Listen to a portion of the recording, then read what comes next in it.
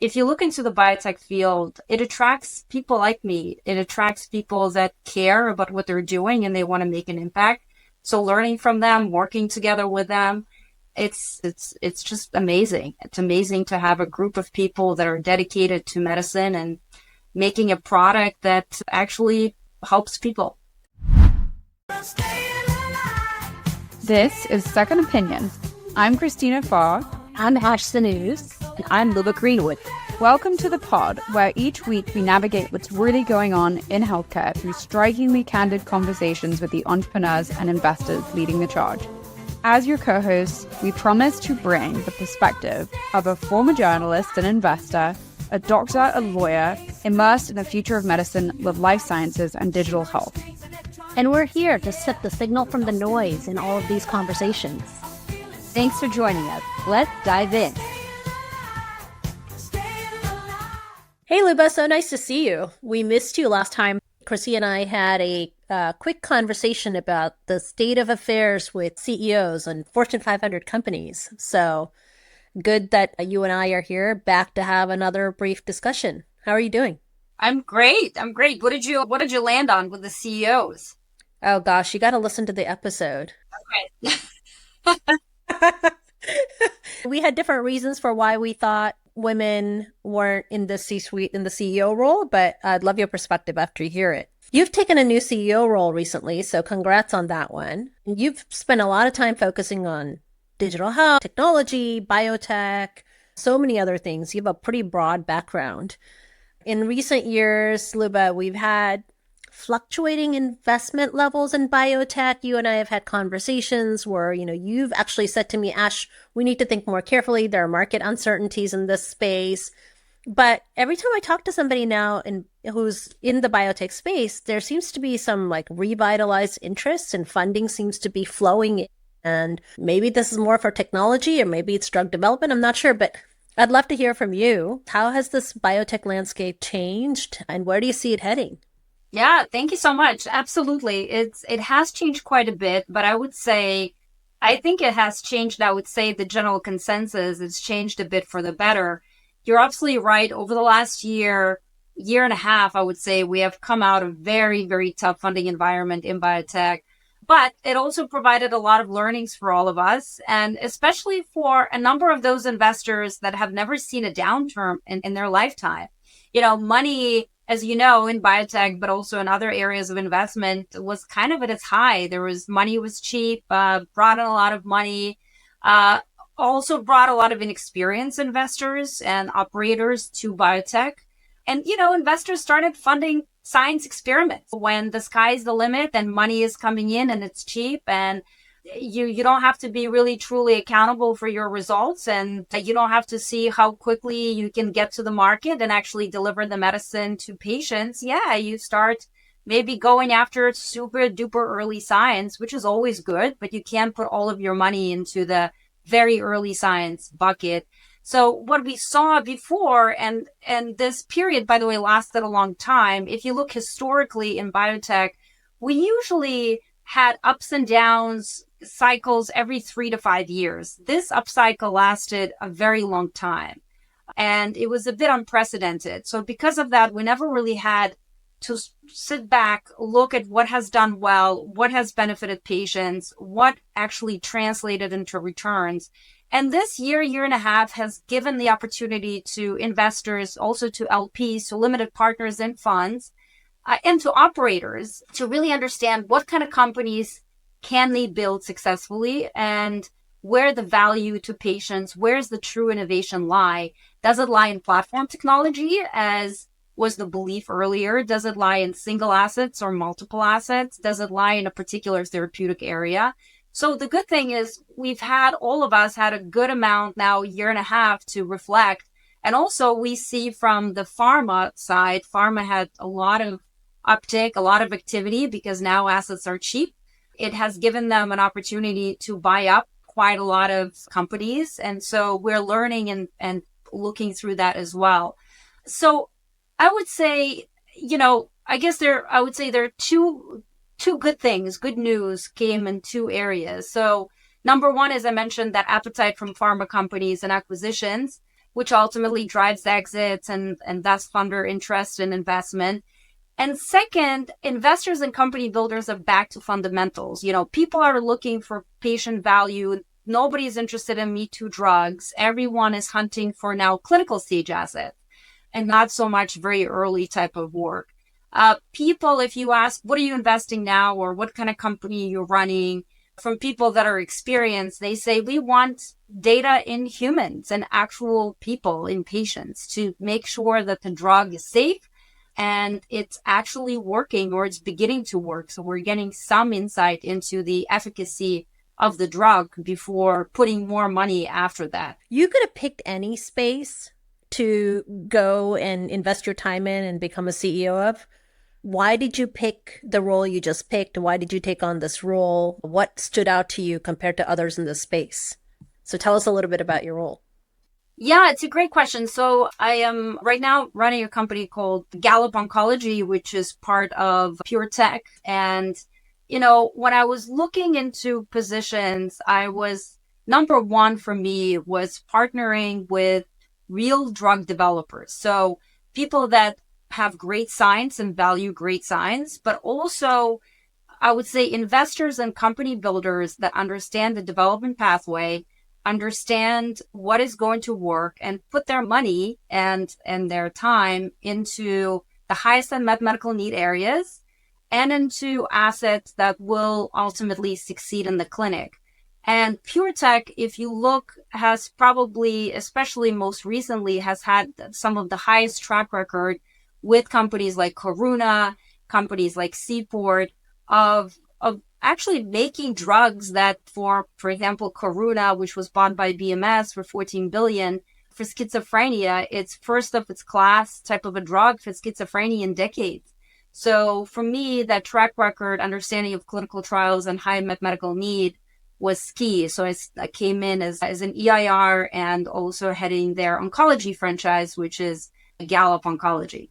Interesting. So I was a fellow in the Senate several years ago. I was there when the 21st Century Cures Act got approved and became an act. And that has been really pivotal in many ways in healthcare IT for interoperability, in funding for for research, but also it's really, I think, accelerated medical product development with its key feature, which was its focus on real world evidence and allowing that to kind of push through. Have you seen any impact on using the real world evidence and data and impact of that on regulatory submissions and drug approvals? Has that helped, hurt, changed? Yeah, it's a great. So what year was that when they passed it? Remind me. I want to say 2016. Yeah, no, absolutely. But it's around that same time frame. What 2015, 2016 was kind of the time when we started caring about and thinking about precision medicine. And I wouldn't even say caring about it. We just didn't have data, to your point. We didn't have data that was accessible and put together in a way that could be utilized to come up with drugs that are much more direct and much more precise.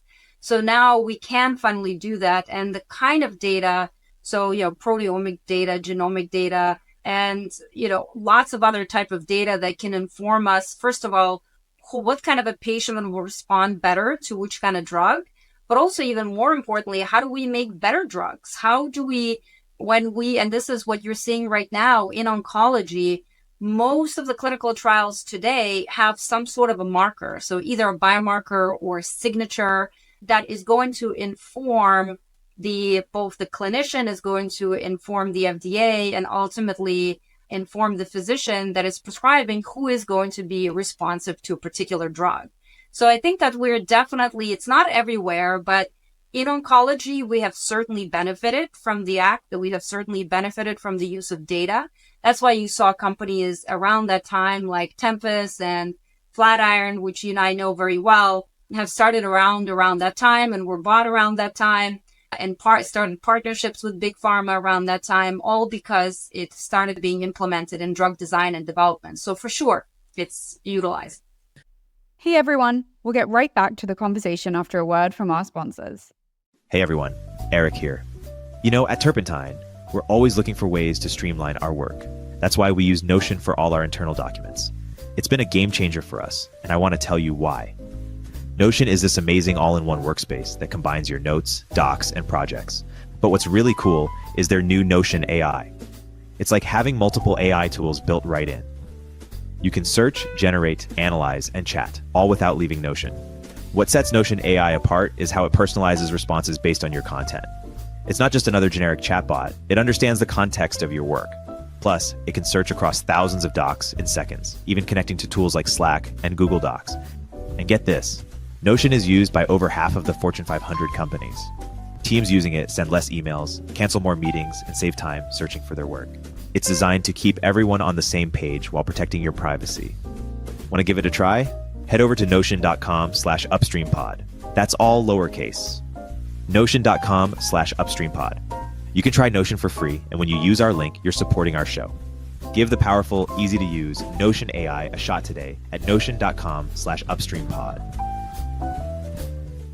You know, like many of you, I spend a good chunk of my day managing emails and phone calls. And despite being careful about where I share my contact info, somehow the robocalls keep multiplying and my inbox is flooded with spam.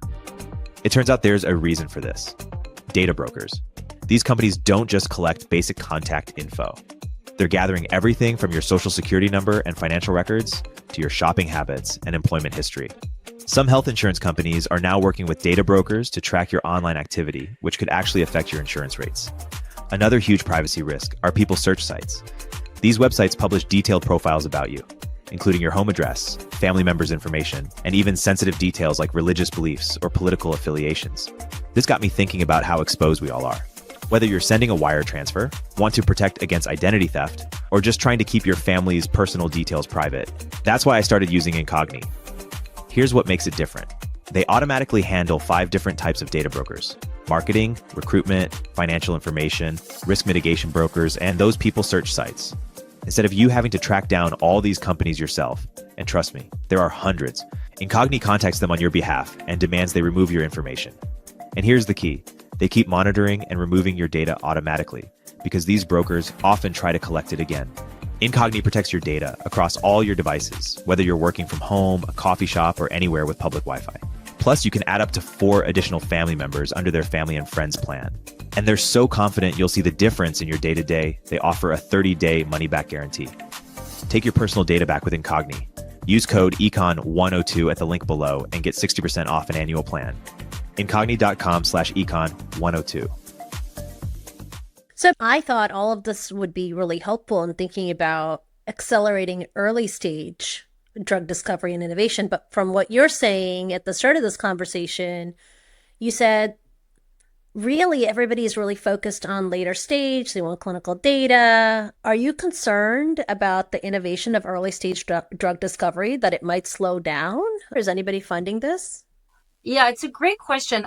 If you asked me 2 months ago, I would have said I'm definitely concerned because no one wanted to look at even a single early company. And when I say early, I mean 2 months ago, people didn't want to see anything before IND or close to IND. So meaning close to getting into phase 1.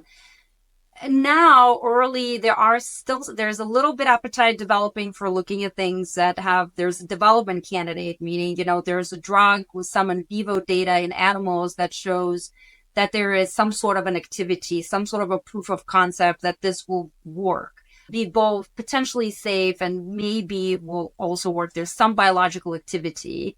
But if you're thinking about super early science, where there used to be lots of money going and lots of investment, which is before a development candidate. So when you're screening your potential drugs, when you're screening your compounds, and by the way, that is where a lot of AI today is utilized to identify those, there is very, very little appetite, almost zero today, for any of those pre-DCs, meaning pre-development candidate companies. And of course, it also goes to valuation. It depends. Certainly, if there are some that are so outstanding and they have such an amazing scientific team and repeat founders that have worked with such early stage companies and have made it work, maybe there is some, but the valuations certainly are nowhere where they were before, which, by the way, I think is a good thing.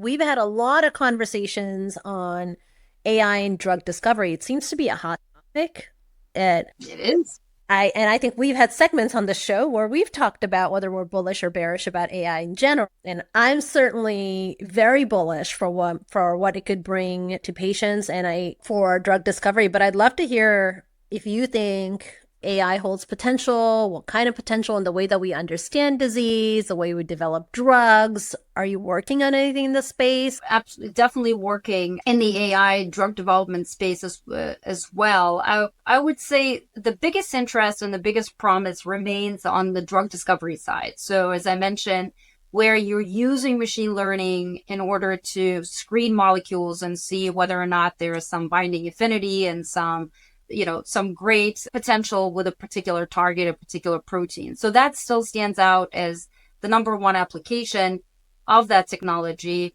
It still is in the nascent stages. I mean, if you're looking into whether we have made much advancement, after that in machine learning, so beyond AlphaFold and some of those technologies, we still haven't.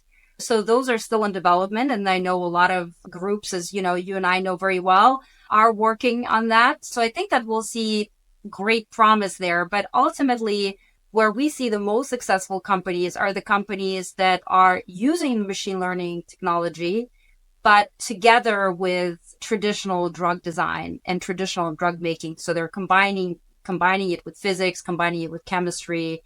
And also, it would be great to see better machine learning approaches to non-small molecules. Right now, it's focused mostly on small molecules. We're seeing some companies that are going outside of that, but that's still relatively early. Amazing. Well, this has been a quick, short conversation, Luba. I'm so excited to always learn from you. But as we wrap up this conversation, can you tell me what inspires you and motivates you to stick around in this particular space? What are you hoping to achieve in the near future? I ask that myself a lot of times because biotech is a very difficult space. And, it's people like Daphne Zohar, who we had on our program, who started on her drug making journey of Karuna about 10 years ago, I think even more than that, longer than that. And she said, we will redefine schizophrenia and provide first-in-class drug that will change patients' lives. And there were a lot of naysayers, and look at them. They now have the truly transformational drug. And it has taken a long time. And unfortunately, there are not that many examples of people really sticking through it, believing in the science, believing in making a difference.